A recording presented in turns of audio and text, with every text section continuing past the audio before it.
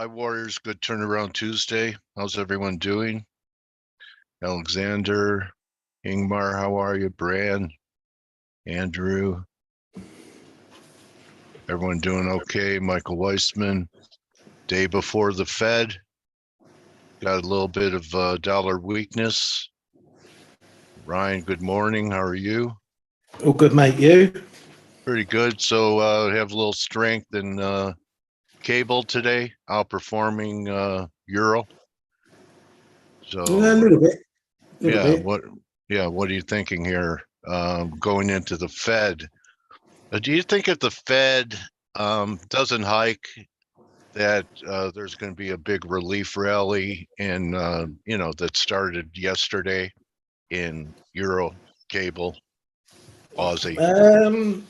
I don't know that I wouldn't be looking for a big relief rally.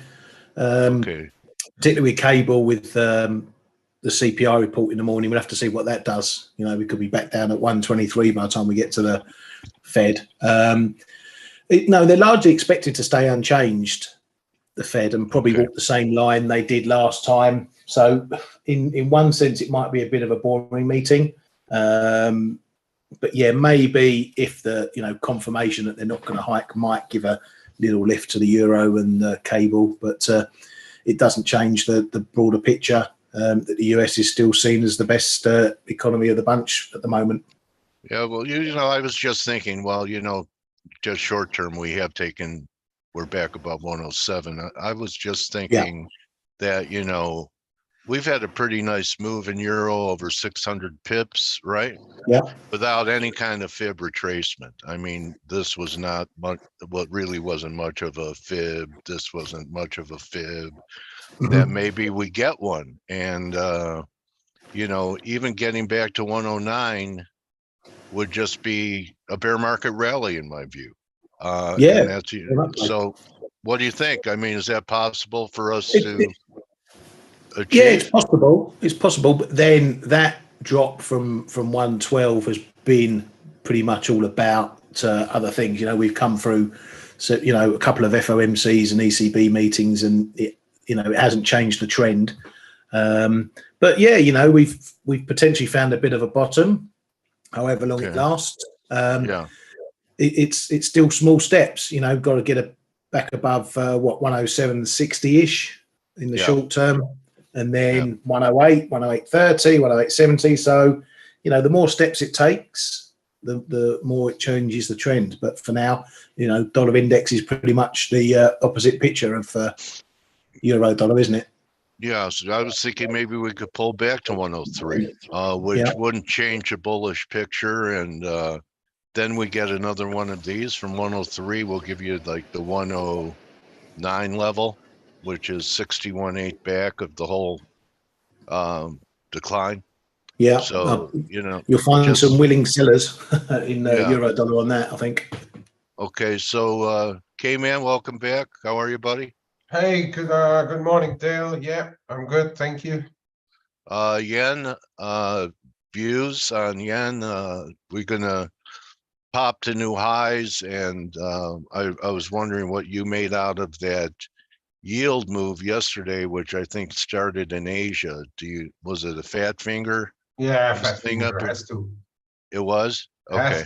Has to. Nothing when there. I mean, on all time frames, all of a sudden we have the spike. I think it's a fat finger or an error that hasn't been corrected yet. Now the yen is suffering. If you look at dollar yen is hanging towards the highs with 15-20 points of the recent highs, and but the rest of the dollars are all correcting, and all the cross gains are some much higher. If you look at stuff like Canada yen, for instance, Aussie yen, they're much higher.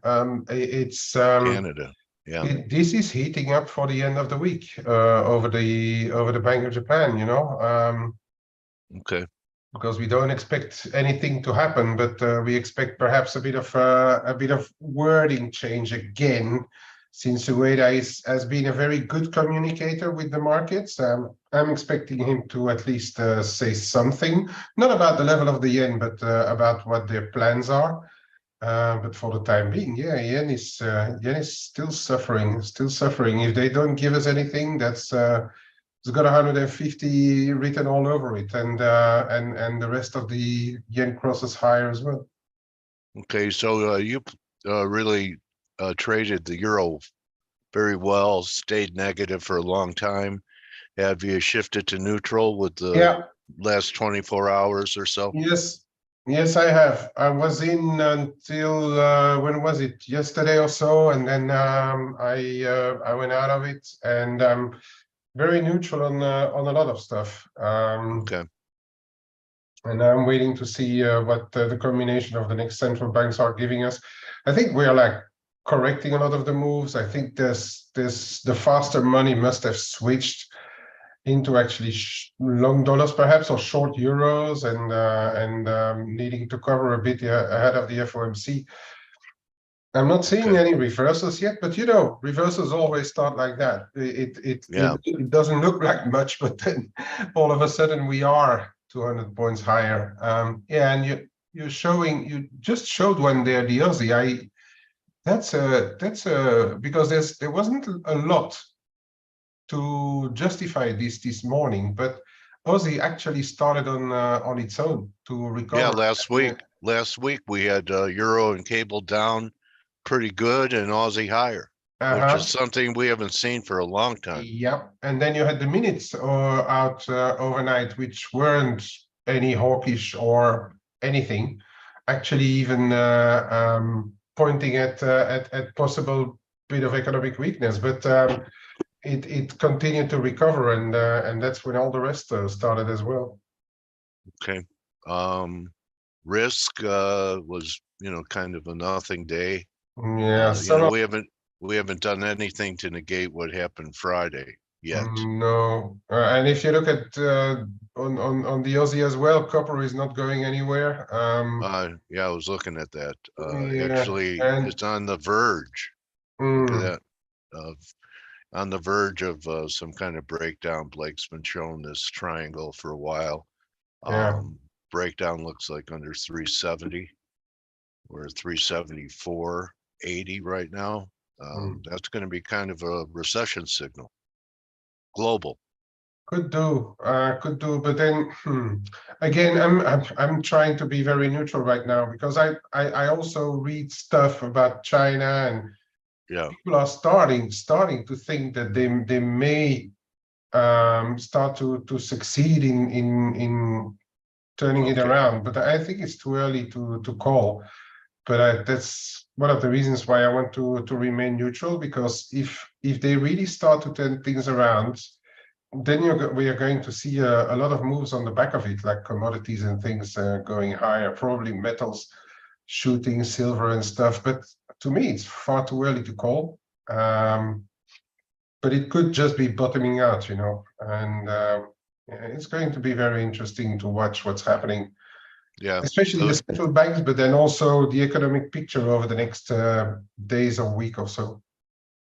I'm actually doing a turnaround Tuesday short here in gold, risking $10, thinking, you know, it's not a position because I'll be out before the Fed, but if we pull back towards 1920 or so, just a scalp. So silver is still outperforming to the upside, but I really can't get too excited until it starts closing over like 2360-ish. Would be a little bit more convincing. On the daily. We have a lot of moving averages, 46 and 72.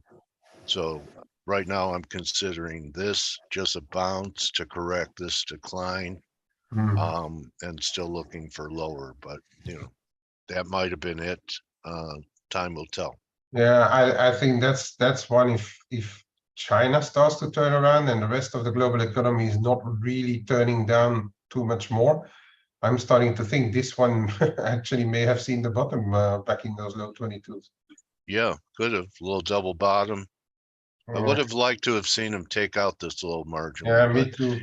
You know, so, you know, I mean, there's a lot of, you know, people either have their stops here or here or here. So there's a lot of stops under these levels right Mhm. now of people thinking this could be the bottom. They could be right, but you know, we take this out, then we're vulnerable. But Yeah, we'll see. and I guess it's all about the dollar here. So I mean, if dollar pulls back Mhm. to 103, gold and silver should continue to the upside, right? Yeah, correct. But then for silver, you always have this industrial thing Yeah, I correlation. know. I And know that's therefore, why you economy like should it. actually hold up. If the economies hold up, and that's what I'm saying. If China would start to turn around, and all of a sudden commodities, because they will buy stuff, turn around, then silver could actually have seen the bottom really. But I was like you, hoping for at least prints into the low 21s or 20 and a half or so to get them and really to press buttons to buy a lot more. But Yeah. I'm not even sure we're going to get it. Okay. And good morning, guys. Go Hey, ahead. Hey, I wanted Blake. to add, and Kman, welcome back, by the way. Hope everything is settled with the whole power situation that stinks Yeah, when it you're. looks like. Yeah, that's so frustrating. You know, tonight, well, I say tonight for me, but tomorrow for in Asia, the PBOC is going to make you know, some decisions on their loan rates for 1 and 5 year. So it's like, you know, one of the central banks that's going to make a potential move, and China's been you know, throwing stimulus at the markets quite aggressively. Well, I say aggressively, you know, just splattering it Yeah. across the markets, and maybe that's one of the other reasons that'll support, you know, China stabilization and maybe the Aussie to continue to bounce. Yeah, they're not expected to do anything this time, but they are already doing plenty outside of it. You know, overnight again injecting liquidity, and at the same time keeping a firm control on the dollar CNY, dollar CNH. But yesterday there was this article saying that they removed the cap on some gold imports, and if you see, because there was a big gap between the physical and the market, and if you see that gap is closing, and I reckon this move higher in gold has something to do with that removal of that gap, perhaps. Well, interesting. I wanted to ask you, Kman. Morning, Blake. Morning. You know, the yen and yuan, U.S. dollar yen, U.S. dollar yuan, been trading kind of hand in glove for a while until last week when yuan had these 2 big down days. And does it mean anything to you that U.S. dollar yen is pushing the highs and the yuan is, you know, really bringing up the rear here? It's all PBOC and them keeping control on the CNH. Well, and it's actually interesting that you talk about it, because we were looking at in our room this morning about the CNY yen, and then I found an article talking about Japan trading partners, especially the Japan imports from China, and they're actually very, very low on the scale. The biggest importers of Chinese products are in Europe. So it's interesting, because looking at Chinese yuan yen correlation, it's all fair stuff when the market is buzzing on and everybody is exporting and importing in a normal way. But I don't think we are there yet. Especially people trying to decouple from China, and so I'm not sure if the correlation is one to really look at right now. So some of the banks are endorsing moving to the yuan for the carry trade over the yen. What do you think about that? Is that going to, you know, become a trend, and traders are going to use the yuan as a funding currency?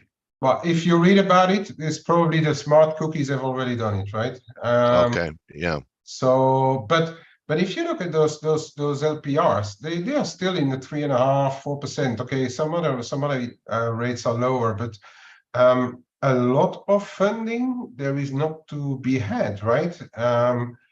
And sometimes they make it quite expensive to have that side of the speculative spectrum. So I personally am not using the Chinese yuan as a funding currency. I am going to probably I'm still rather short CNH if I have a position, but I don't right now, than anything else, because I don't think they're out of the woods. But to use it as a funding currency, being long-term against some other stuff, I don't, well, not in my book, let's put it that way.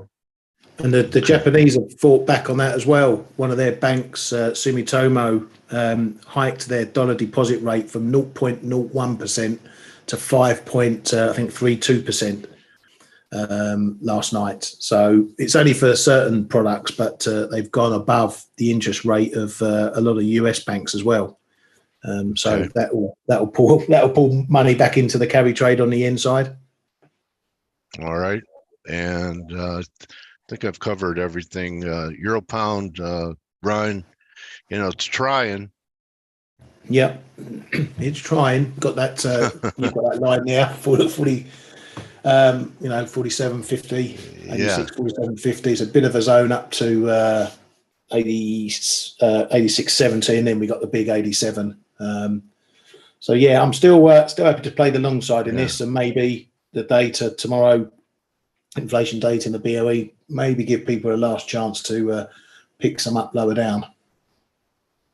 Platinum's working on filling the gap. Look at that. I mean, this was I think it was last week, but wow, nice recovery. The white stuff leads, so I don't know what this was. Sure looks like, some kind of weird market manipulation. Anyway, platinum acting okay. S&P acting like, we still haven't negated last Friday's big down day. What are you thinking, Blake, and risk going into the Fed? Well, I don't know. Well, as you, well, I think it was Kman that was mentioning it earlier.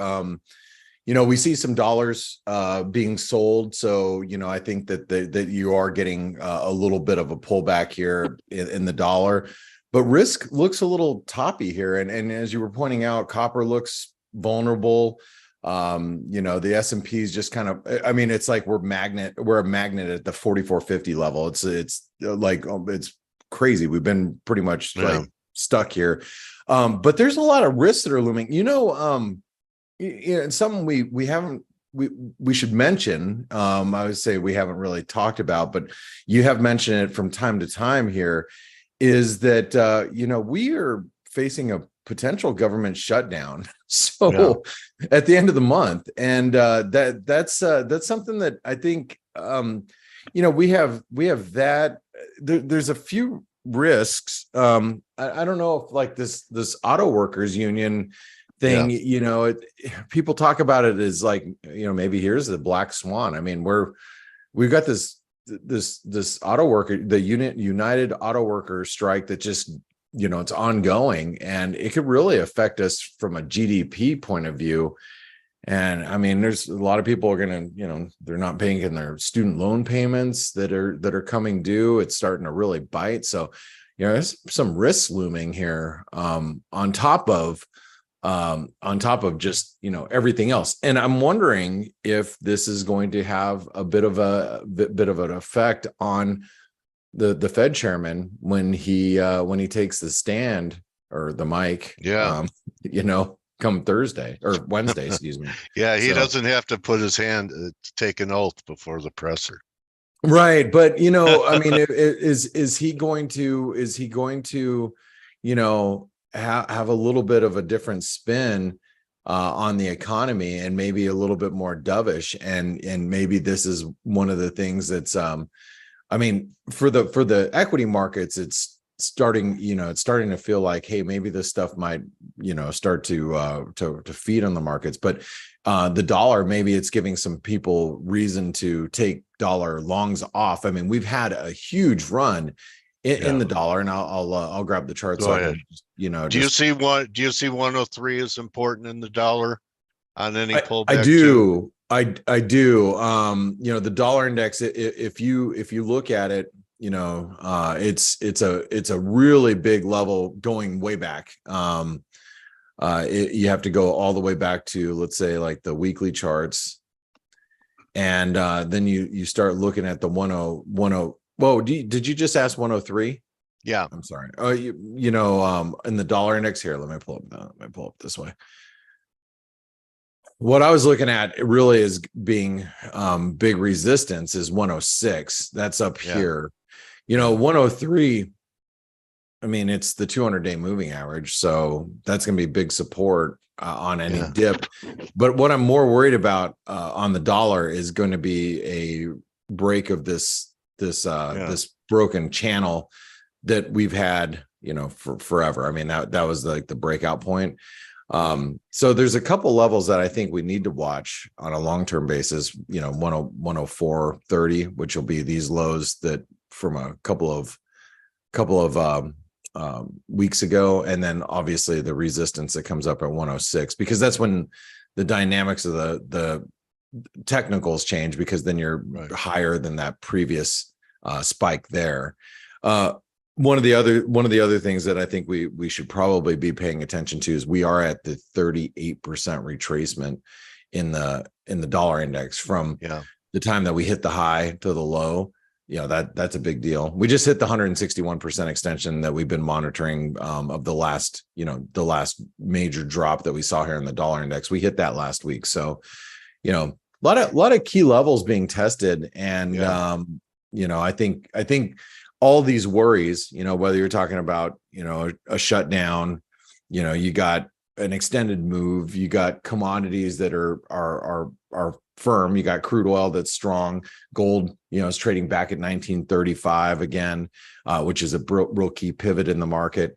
The workers' strikes between, you know, the United Auto Workers, you have I think the writers' strike is still going on, if I'm not mistaken. It you is. got student loan repayments that are starting, that people are going to start defaulting on, and it's going to, you know, for the people some people are just refusing to pay, and then other people are just saying, you know, it's going to eat into my budget.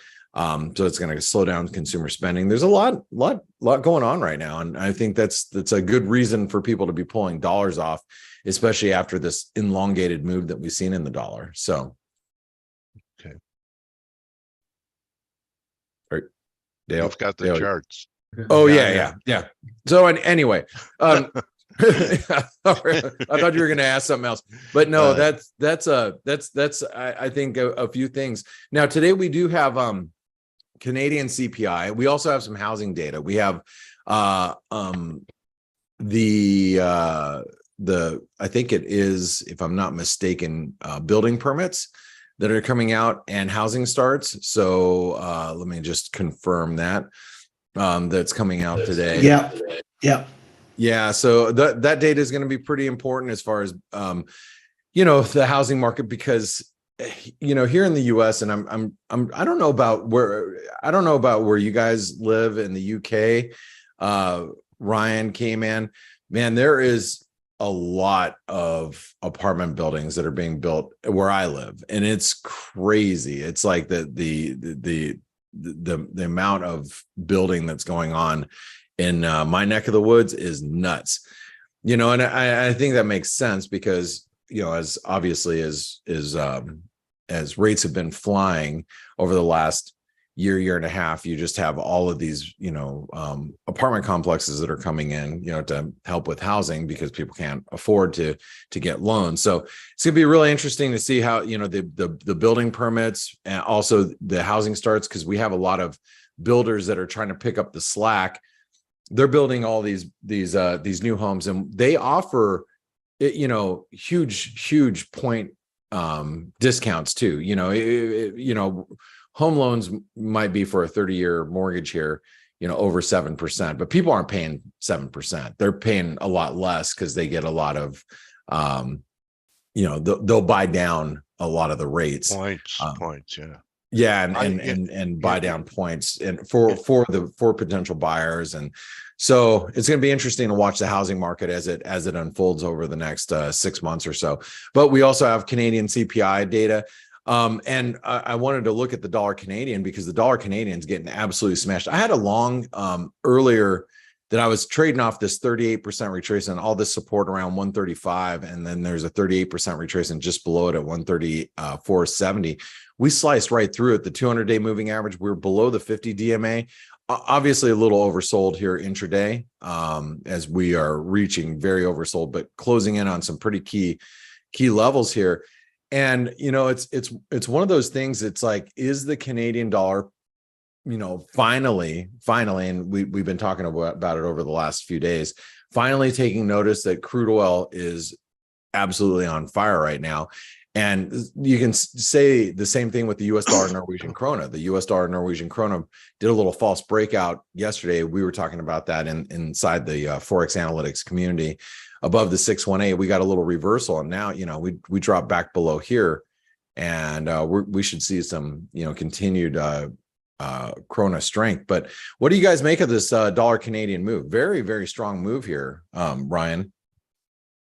Yeah, I'm keeping a very close eye on it because I was looking at a potential trade if that hit the 134, while oil hit the resistance zone around 93 to 94, because that 134 is a big old zone. We've got 2 daily moving averages down there. We've got the fib down there. It's a prior support and resistance area. So it's a big old area. Yeah, it's a huge one. Kman, do you have any thoughts on the dollar Canadian as we drop down here? Well, it looks as if, as Ryan says, finally Canada, and you said as well, takes has taken notice of how oil is moving. I'm just looking at that Canada yen. It's racing back to those September, October 2022 levels. Yeah, I mean, if that CPI is coming in higher than expected after the Canadian jobs report that we had late last week, it could be in for a move down to, I don't know, 132s or so in the dollar CAD before looking around.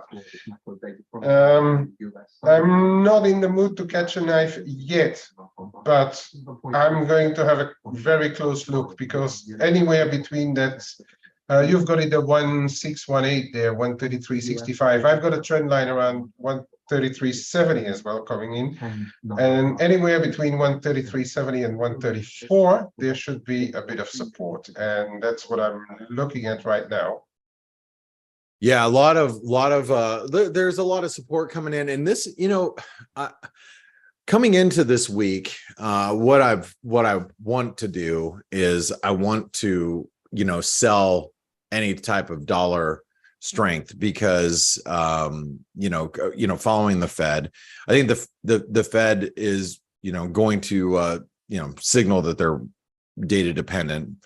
We're going to be on hold. A lot of people are going to start to question if they're going to raise in November, even though they're going to leave the door open for November. But depending on data, you might get people starting to speculate that the Fed is actually finished now.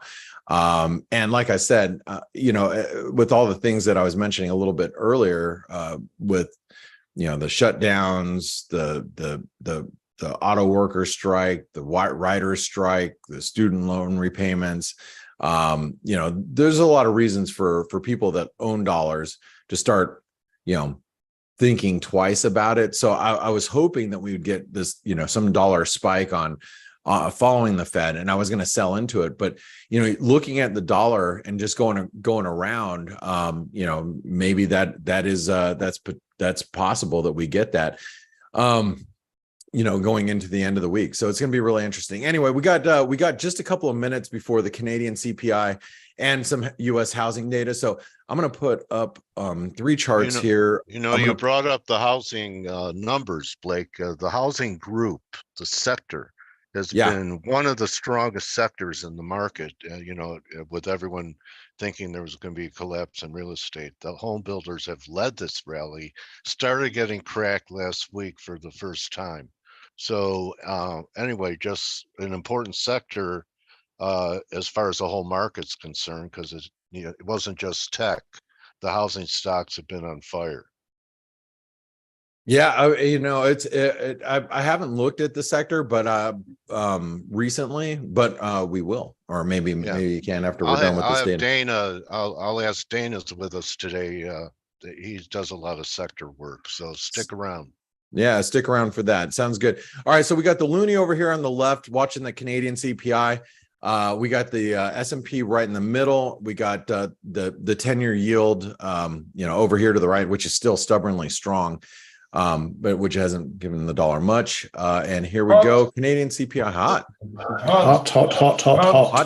Hot. Wow. Yeah, dollar CAD slipped below 134. US housing starts soft, permits better. Yields start might be a bit weaker there. Yeah, yields are going up. Yeah, it's really interesting. We have the S&P is not really moving a whole lot. Yeah, yields are moving a little bit. The dollar's firming against like the euro. Whoops, I didn't mean to do that. I was gonna... Nice wick on Canada. Yeah, it looks like I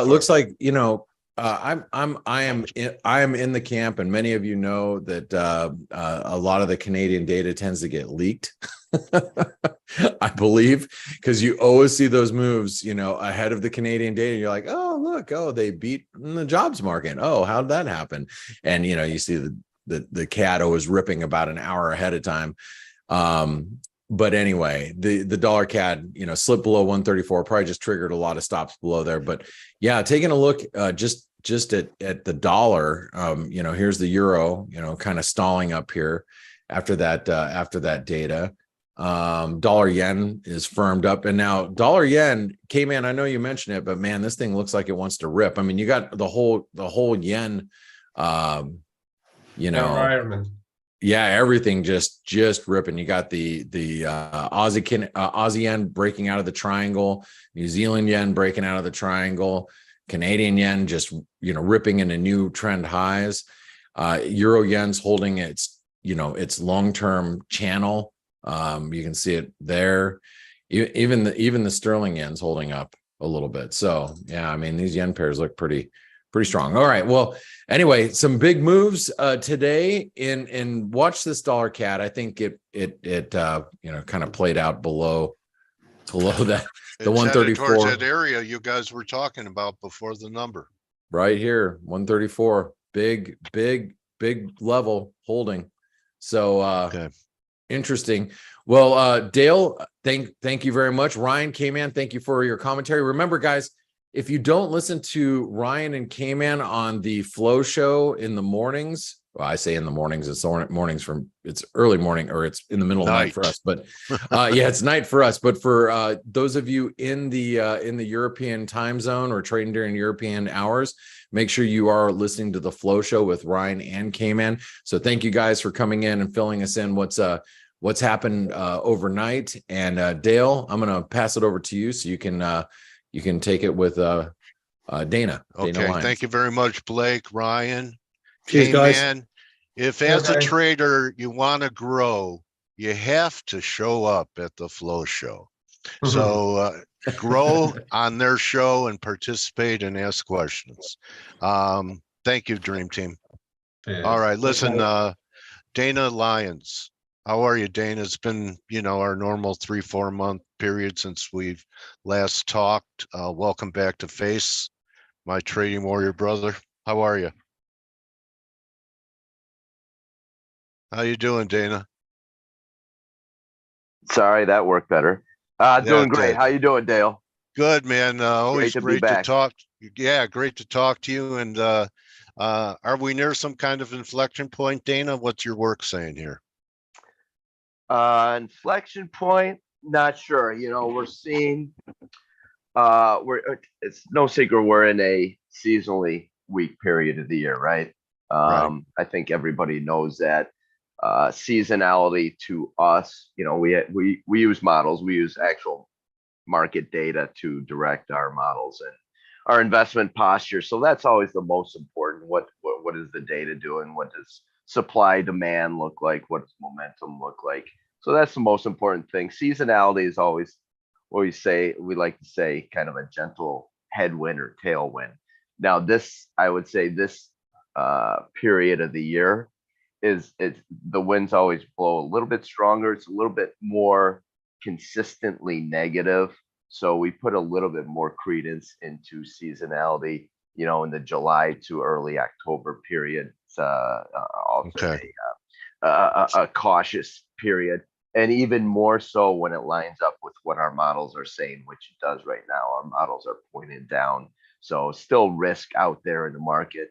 And Okay. again, you couple that with seasonality, definitely elevated risk right now.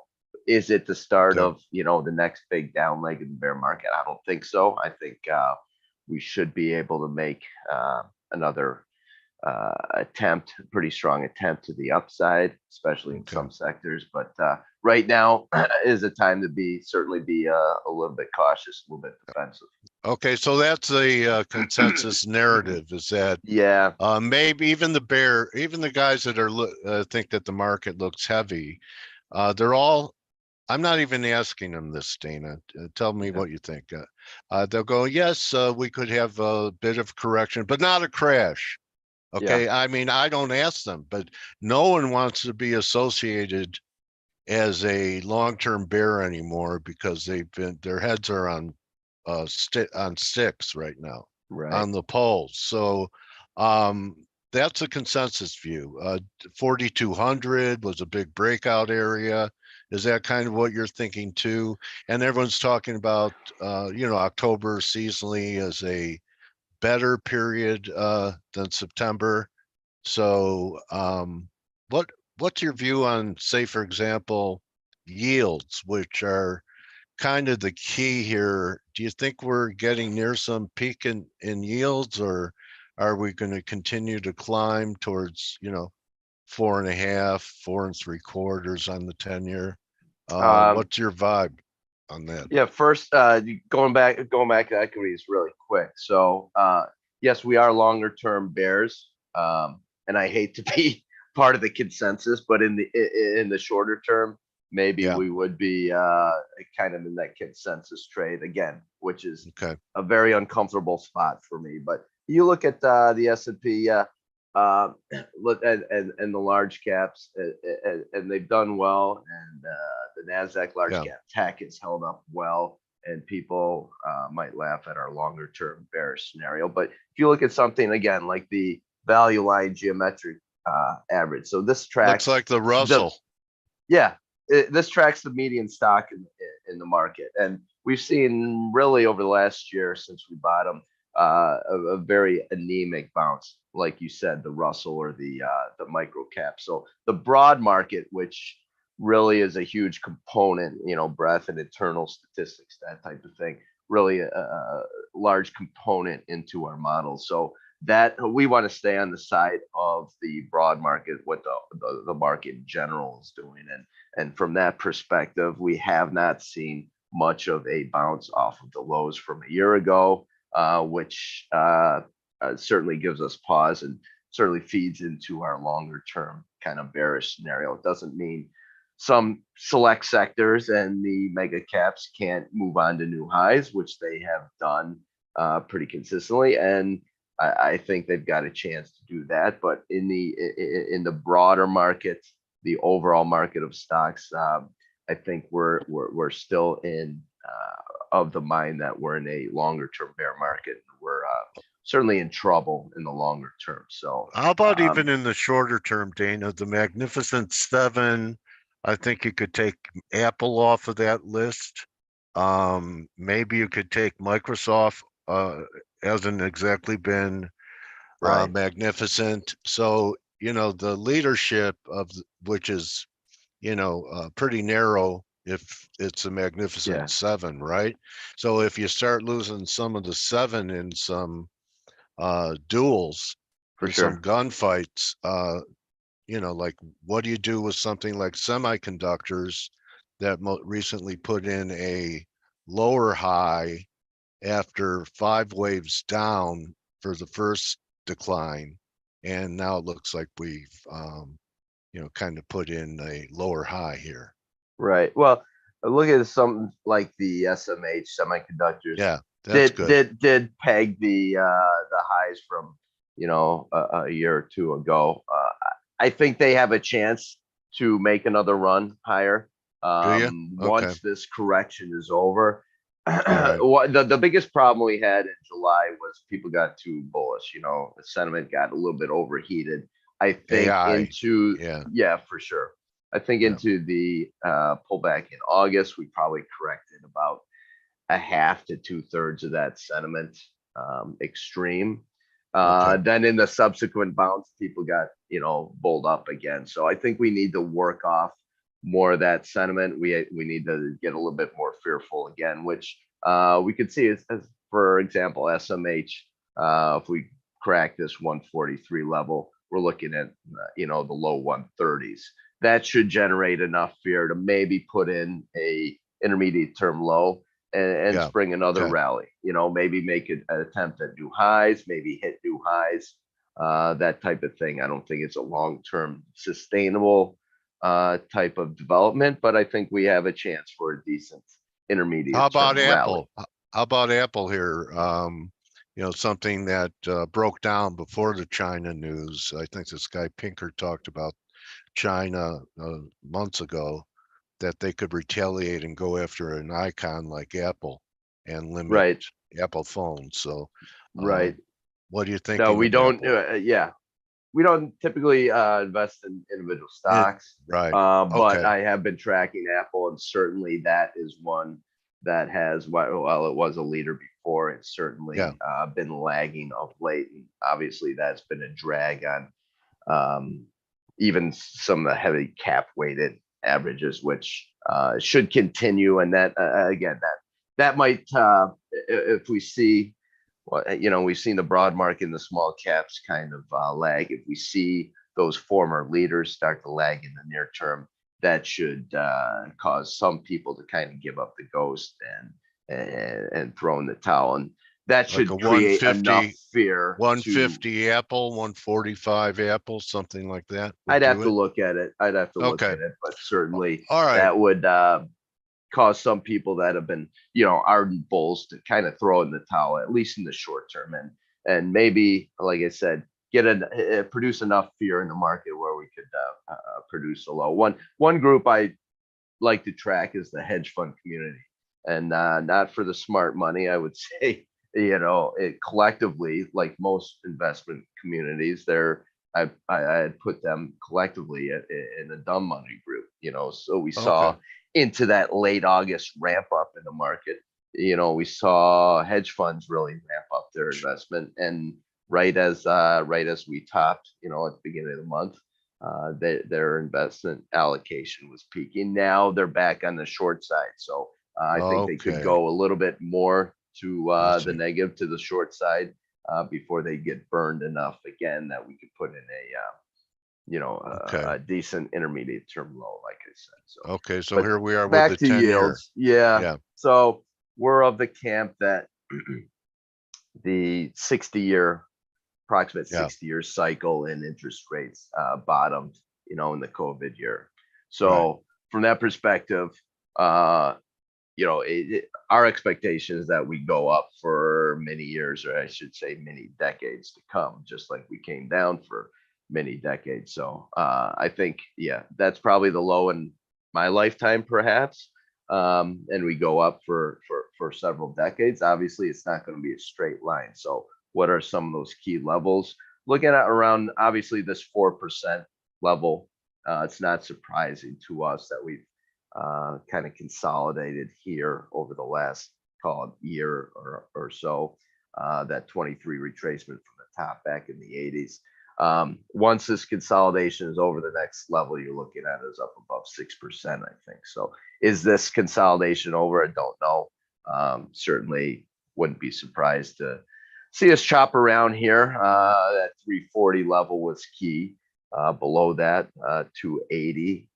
If we do get a reversal in rates, I don't see, I'm not sure if we do or not here. Right now, obviously, banging against those highs from last year is the big level right now. So if we can So crack, yeah, if we can crack that 410 level, maybe we can get that's my number. short-term Yeah. momentum on the downside. Yeah. Okay. So TLT, probably I'll extrapolate at your probably negative. Yeah, obviously TLT yeah. would be the inverse of the yield. So benefit of doubt, I guess long story short, benefit of the doubt is to the downside in bond prices, upside in yields, Okay. especially in the longer term, certainly. So, we were talking about, there was going to be some housing data, and my comment was the housing sector's been it's been leadership in the market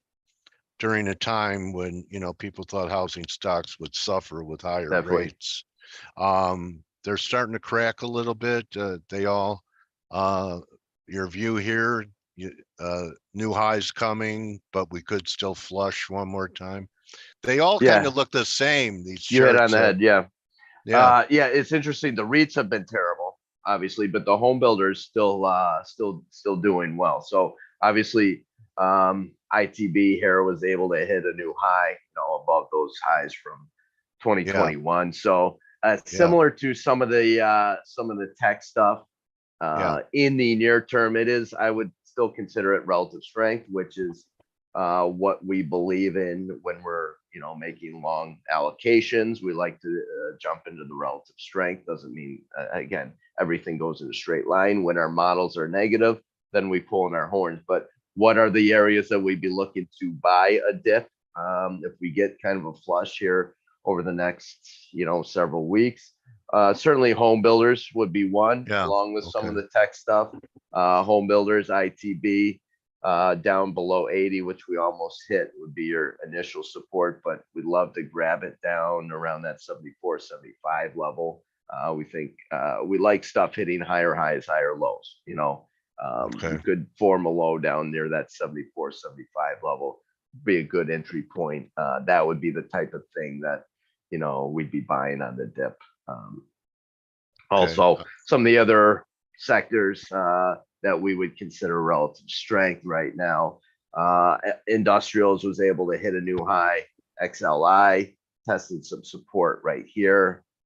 We did dip our toes in a little bit here, down around 100. Would be tempted to do the same. If you look at these this is what, again, we would call this like kind of longer term relative strength. So if you're looking to buy a dip, I would be looking at things that were able to hit new highs or at least test highs on the last ramp up. Here's tech again, XLK, obviously. Apple is going to be a bit of a drag on it, but we did test those highs from 2021. After consolidation, maybe we make a run at new highs again. And probably our favorite sector here would be the energy space. Certainly oil services, OIH hitting new highs here for the move. I think we have an OIH around 3.6. I think we can make an easy run up towards 410. Another one, same space. That one's a little crowded right now, isn't it? I mean, you can't find anyone who's not bullish oil. Yeah, sure. The good thing is, if we do get kind of an overall broad equity pullback, it should drag even, the baby. So throw out the baby with the bathwater too. So you might get a nice entry point there. Same thing, XES down in the low 90s. What's your view on the dollar? We've had a very relentless run. Are we out of juice here? Or do you think there's more left after a pullback? I think I would love to see a pullback to get a better entry point. Yeah, right now, I guess the benefit of the doubt is the upside. Obviously, we had this breakdown in July. I thought we would get more to the downside out of that, kind of reverse that quickly. Maybe got a little bit too crowded there. Right now, benefit of the doubt to the upside. We're not 109 chasing anything, but 109 would be the ultimate destination, I would say. Anything above that would be gravy. Still kind of in an overall trading range, like most currencies, a lot of assets for that matter, a lot of commodity space kind of in a trading range. The yields that we looked at, equities. Last time you were here, you were long SILJ, the juniors, silver juniors, and they were hanging on by a thread. Yeah, more of a fan of the precious metal, the metals themselves, especially gold. Silver should go along with it as well, but I think we've been working off that run that we made into the COVID top. I think eventually we're set up for another bull market run to the upside. When that sparks, not sure. But I think we've held up pretty well, worked off some of the excessive bullishness at this point. So setting up another run to the upside. The miners should go along with it to some extent, but obviously they're equities and we'll have that force pull with it from the equity space. If you scroll back, you just look at GDX in that ramp up into the COVID top. This was only able to get up to that 61 retracement from that 2011 top, whereas gold got up to test those 2011 highs. So yeah, what a difference. It'll still be a drag from the equity space if the equity space is weak, but certainly if we get a ramp up, a new bull market leg in the metals should assist the miners at least to some degree, obviously. But right now, certainly challenged. We do have a hedge on in the miner space for long the metals. Do have a hedge on in the miner space as technically a little bit challenged right here. GDX, certainly SILJ, like you mentioned, really can't get off the mat. So no, either like AG used to be a bellwether, and that looks like it has new lows coming in it. Yeah, so definitely. Like I said, I think gold will have its day when that comes. Not sure, but doesn't look like it's ready to get started just yet. Have marijuana stocks caught your eye with the recent? Has to be a short squeeze, on the news of decriminalization. Not on our radar. We like uranium. We like the longer term relative strength stuff. So that would not really register as longer term relative strength. So if we're gonna go mean reversion, we want to go, longer term mean reversion. Something like grains. So there's a GSCI grain index. We're seeing kind of testing that 61 retracement of that ramp from the post-COVID ramp. All right. So maybe something like this. Certainly, obviously, the momentum's the downside. We have no technical evidence that we're turning around yet. But if you're looking from a risk-reward standpoint, certainly a lot more potential to the upside than downside. So if we're going to take a stab on a mean reversion basis, be something like this, a longer-term mean reversion. Can you buy this instrument, or what do you buy if you want to take advantage of it? One thing that we've liked is for our clients, we're all almost all ETFs or exchange traded instruments. So one area that we've been in is this DBA, which has actually been holding up pretty well. Well, can you explain that with what you've seen with the grain markets pressing lows recently? So where's the strength in? Is it in the meats? We just go. We just go with the price action. So this has been our favorite. It's held up the best. If we do get a turnaround in the grains, hopefully this should be able to make new highs easily and really extend that move. So DBA has been our favorite. Softs. Yeah. Sugar has been strong, etc. Yeah. Okay. Another area that you guys, I know you love to talk to currencies, but Japan has been our favorite, especially obviously hedged. Just made a new high. Japan has been absolutely flying. Yeah, the Nikkei has been great, holding up well. We think it's in a long-term bull market, but even hedged, it's been even better. So here's the DXJ.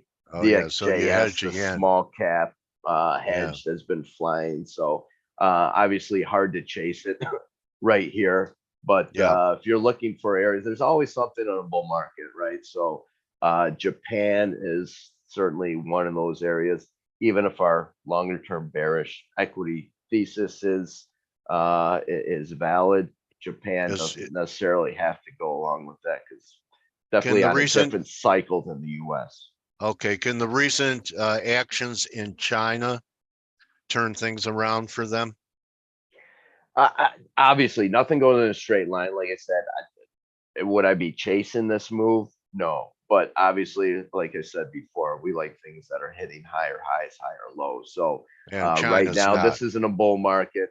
Yeah. If we get some sort of a correction, obviously our right now in Japan, obviously our tendency would be buying any dips, buying any down waves. So that's what would be on guard for. China. Not so much. Yeah, You That's know, not a we're, relative strength leader, that's for sure. no, certainly not. Yeah. Okay. All right. Well, Dana, nice run through. Yeah. Anything you want to Always- wrap it with? No, I would say, you know, right now our niche is obviously equities. I would stay defensive now. I don't think I'd be on lookout for some sort of a scare here, but it should produce a decent buying opportunity. Will it be a durable one? I don't think so, but should be some profitable opportunities to the downside first, then to the upside, and then in the longer term, I think we're screwed. Well, let's leave it on that optimistic note. All And, right. Sure. you know, but Dana, before we're screwed, how do people follow your work and take advantage of the opportunities that aren't going to matter in the end anyway, because we're all going to be dust? You got it.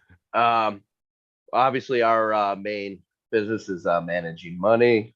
J Lyons Fund Management is our money management service. We do have a trader. You're gonna change service. your high school graduation picture? No, on never. your website? Never. Okay. Hey, all I right. just turned 50 a couple weeks ago. I'll never Yeah, change that. all right. You're We do young have man. a traders service called the Lion's Share, which is a daily service when we pretty much tell you what we're doing in our management service, and you just pull the strings yourself. So the Lion's Share, lionsharepro.com would be that the URL there, and you can find us there.